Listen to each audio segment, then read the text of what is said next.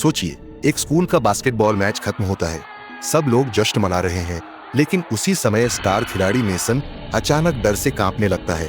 उसे बार बार एक जला हुआ आदमी दिखाई देता है जो धुएं के बीच से उसकी ओर बढ़ रहा है। मेसन भागकर लॉकर रूम में जाता है और तभी शॉवर के अंदर वही जला हुआ आदमी उसके सामने आ जाता है। अगले ही पल मेसन चीखते हुए अचानक आग में जलकर मर जाता है। लेकिन असली डरावनी बात यह है कि उसकी मौत किसी इंसान ने नहीं की। असल में यह सब शुरू हुआ था एक रहस्यमयी सीटी से, और जिसने भी उस सीटी की आवाज सुनी, मौत खुद उसका पीछा करने लगी। कुछ महीनों बाद कहानी आगे बढ़ती है। नई स्टूडेंट क्रिस विलेट क्रिस अपने कजिन रेल के साथ इस स्कूल में ट्रांसफर होकर आती है।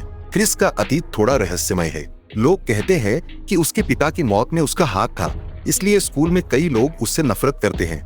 स्कूल में उसके साथ पढ़ते हैं डीन, मेसन का पुराना दोस्त और थोड़ा गुस्सैल लड़का ग्रेस, डीन की गर्लफ्रेंड एली, एक समझदार और बहादुर लड़की रेल, क्रिस का कजिन। एक दिन स्कूल में झगड़ा होने के बाद ये सभी स्टूडेंट्स डिटेंशन में भेज दिए जाते हैं, और यहीं से शुरू होती है एक ऐसी गलती जो उनकी किस्मत बदल देती है। रहस्यमय सीटी की खोज। डिटेंशन से पहले क्रिस अपने नए लॉकर को खोलती है। उसी लॉकर में पहले मेसन की चीजें हुआ करती थी। लॉकर के अंदर उसे एक छोटा सा खोपड़ी के आकार का व्हिसल मिलता है। ये कोई साधारण सीटी नहीं थी, यह था एक प्राचीन एस्टेक डेथ व्हिसल। लेकिन उस समय किसी को इसका अंदाजा नहीं था। पहली गलती डिटेंशन के दौरान, गलती से वह सीटी बाहर गिर जाती है। टीचर मिस्टर क्रेवेन उसे उठाते हैं और मजाक में उसे बजा देते हैं।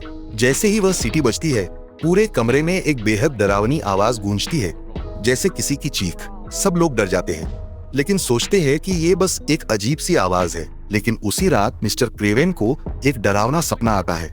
वह देखते हैं कि उनका खुद का एक भयानक रूप उनका पीछा कर रहा है, और कुछ देर बाद वही भयानक रूप उन्हें मार देता है। मौत का नियम। अब धीरे धीरे स्टूडेंट्स को समझ आता है कि जिसने भी उस सीटी की आवाज सुनी है, उसका भविष्य का मौत वाला रूप उसका पीछा करने लगता है। मतलब हर इंसान की जो मौत भविष्य में होने वाली है, वही रूप बनकर उसे मारने आ जाता है। इस सीटी पर लिखा होता है, समन योर डेथ, यानी अपनी मौत को बुलाओ। मौत का सिलसिला शुरू अब एक एक करके अजीब हादसे होने लगते हैं। एक, ग्रेस की मौत। सबसे पहले डीन की गर्लफ्रेंड ग्रेस को अजीब अजीब डरावने दृश्य दिखाई देने लगते हैं। उसे लगता है कोई उसका पीछा कर रहा है। एक रात वह भागते भागते गिर जाती है और उसका खुद का मौत वाला रूप उसे मार देता है। 2, डीन की मौत। अब डीन गुस्से में आकर उस सीटी को नष्ट करने की कोशिश करता है, लेकिन अब बहुत देर हो चुकी होती है। उसे भी अपने भविष्य की मौत का रूप दिखाई देने लगता है, और कुछ समय बाद डीन भी मर जाता है। अब बचे हैं क्रिस, एली, रेल। तीनों समझ जाते हैं कि अब उनकी बारी आने वाली है। अब कहानी में आता है सबसे बड़ा ट्विस्ट। क्रिस और एली को पता चलता है कि इस श्राप से बचने के सिर्फ 2 तरीके हैं। तरीका एक, कुछ सेकंड के लिए मर जाओ और फिर वापस जिंदा हो जाओ। अगर इंसान थोड़ी देर के लिए मरकर वापस जिंदा हो जाए तो मौत का पीछा टूट सकता है। तरीका 2, श्राप किसी और को दे दो। अगर किसी और इंसान को अपने खून से मार कर दिया जाए तो श्राप उस पर ट्रांसफर हो सकता है।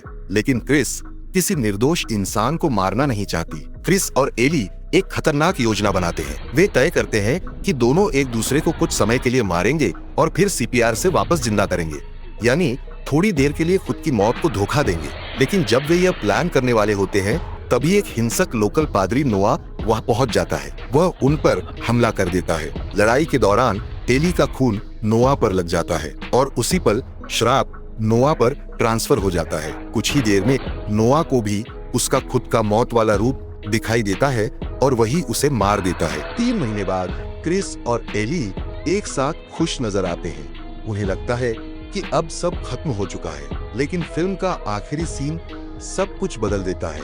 स्कूल में एक बड़ा असेंबली चल रहा होता है।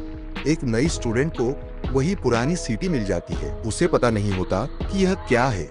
वह इसे वायलिन ट्यून करने के लिए बजा देती है, और जैसे ही सीटी बजती है, पूरा ऑडिटोरियम उस भयानक आवाज से भर जाता है। क्रिस और एली डर से चिल्लाते हैं। ऐसे ही और भी खतरनाक हॉरर मूवी की पूरी कहानी के लिए कमेंट में लिखिए नेक्स्ट